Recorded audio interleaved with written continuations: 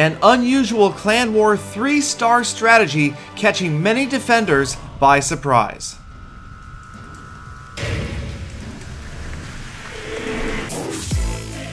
Welcome back, my fellow Clashers, or if it's your first time here, thank you so much for stopping by Clash of Clans Attacks, where we're discussing a very unusual strategy that is actually very effective if executed correctly. Now, it's not easy to do, trust me, I've tried it myself, but we've got some examples right here, and we're going to go into a recent clan war between Lost Phoenix and Titanic, and here comes the attack. I like to refer to it as the Immortal Queen because oftentimes the Queen will last through the entire attack at full health. Now, it really depends upon keeping the Queen up early in this attack and making sure that the defenses are spread out enough that she will survive, because 3 or 4 healers do provide some healing, but they won't keep the Queen up when she is facing, say, 2 maxed out archer towers and an X-bow. So you'll see some of the defenses here weren't fully maxed, but nonetheless, it's a very exciting attack to watch and can be very effective against mid-level Town Hall 10s. And now you see the golems are moving in. The Queen has gotten a few structures out of the way. We're already past 20% damage. And now as she is approaching more high damage structures, a couple of archer towers, the X-bow, the defending archer queen, the golems are in there to help distract that damage and make sure that the Queen doesn't go down. So it's really a hybrid attack, and notice what's also in store. Yes, that's a baker's dozen of hog riders waiting to come in. They'll come in from the top right. But what we'll see here is the golems, the large units, moving in and distracting the streams from that multi-target inferno. And that allows the hogs to move in above, and they will be able to be healed by this first heal spell, or at least the majority of them will, because most of the streams from the inferno tower are already occupied. So the major bane to a hog rider's existence, the lack of healing through an inferno tower, not as much of a problem. The healers have moved on to the king. Everybody's closing in on that town hall, and look at the bottom right corner of the screen. The Queen way down in the red, but she is still up. And the hog riders, here they come, both inferno towers out of the way, and that is bad news for Hamoud J. Nothing left to slow those hogs down, just a few defensive structures left. And this area of the village, highly concentrated defensive structure, so you'll notice that is not where the Queen went first, but there go the hogs. The last cannon is out of the way. The Queen is still alive. 89% damage, just a matter of time. This is going to be a 3-star clan war attack, and look at the number of units that still remain. So many units up, and of course the Queen, seemingly immortal, is going to survive to the very end of this attack, and there it is, a great attack by men of Titanic, 3 stars in clan war.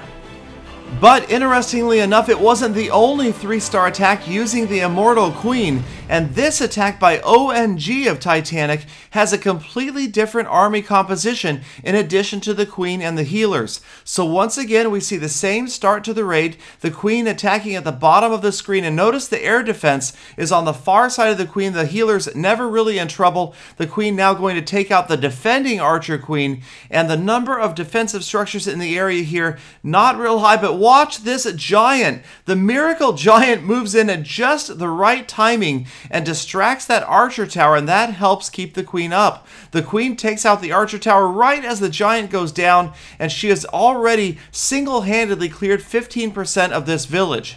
Meanwhile, on the opposite side, the Barbarian King has gone to work. He is clearing structures, but it looks like he won't last long. Faced with the dragon from the clan castle, the poison spell takes the other troops out, but the dragon finishes him off and moves over to go after the Queen. So really, the Barbarian King not doing a whole lot except for activating the clan castle, and as the dragon looks like it's headed towards those healers at the last second, the Queen is going to turn and face that dragon right as the lava hounds and balloons are moving in from the top and the left side of this village. So there goes the freeze spell, just barely missing that other X-bow, but it did freeze the multi-target inferno. Well-placed rage spell, so it looks like a standard lava looting attack, but of course we're already at 50% damage, and there's so many balloons up. The lava pups from the hounds are doing the work that the minions would normally do, and now in this attack the Queen is not going to quite make it. She falls to the X-bow, archer tower, and mortar, but the balloons balloons moving past the town hall now, taking out the last 3 defensive structures and lots of lava pups remaining. They are more than enough to get rid of the other remaining structures and close in on that town hall. So there goes the very last cannon, the last archer tower, just barely enough balloons left to get the job done. 89-90% damage, a few scattered structures remain, the healers sitting in place with nothing left to do with themselves, and as the attack counts down, another surprising and exciting 3-star attack from Titanic. So Titanic did go on to win that clan war, but in the very next war, Lost Phoenix found some slightly lower level Town Hall 10 bases, and that gave us an opportunity to try out the Immortal Queen attack, and this is Rob's attempt, dropping the Queen at the bottom of the screen and the healers in behind, taking out those defensive structures one by one. Again, assisted by the fact that those structures aren't maxed out, she's out of range of the X-bows and archer towers. And watch as the Queen moves up the right side of this village. Rob has brought golems, witches, and wizards, and the jump spell comes in behind the Queen, with the golem going down through the jump spell, followed by a big pack of wizards, and then way off to the far left, another jump spell, more golems, wizards, and witches, the clan castle being activated, the king has gone down as well. So the Queen moving her way up the right hand side all by herself. Big confrontation on the left. We've got the rage spell in there, single target inferno, popping golems like popcorn. The king moving in, the dragon doing a lot of damage, as we're going to have to count on the wizards to get that dragon out of the sky. The Queen off out of the picture, the king moving in. We've got units closing in on the town hall enclosure, golems on the far left, and there is the Queen wrapping her way around. 50% damage, and the town hall just about to go down as well. The Queen's still at full health. And wizards and witches take down that town hall for the 2nd star. The king already gone, but look to the left-hand side. Big golems, they are protecting those wizards, and now the Queen is going to complete her lap around this village, and she will converge with the golems. The golems distracting those defenses. The Queen is going to move in from behind and flank them, and that is going to mean a 3-star attack for Rob. Very impressive as it works out just beautifully.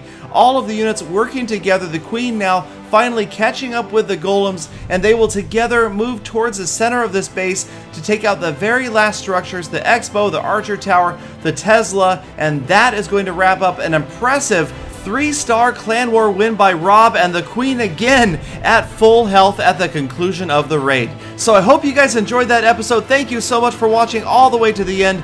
Don't forget to hit that like button before you leave. Check out my other episodes. Subscribe for daily Clash of Clans content, and I hope to see you back here tomorrow for more full attacks.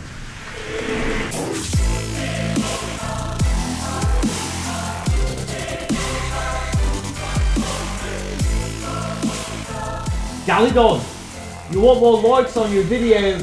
Let me out of the bathroom. Fine. Really?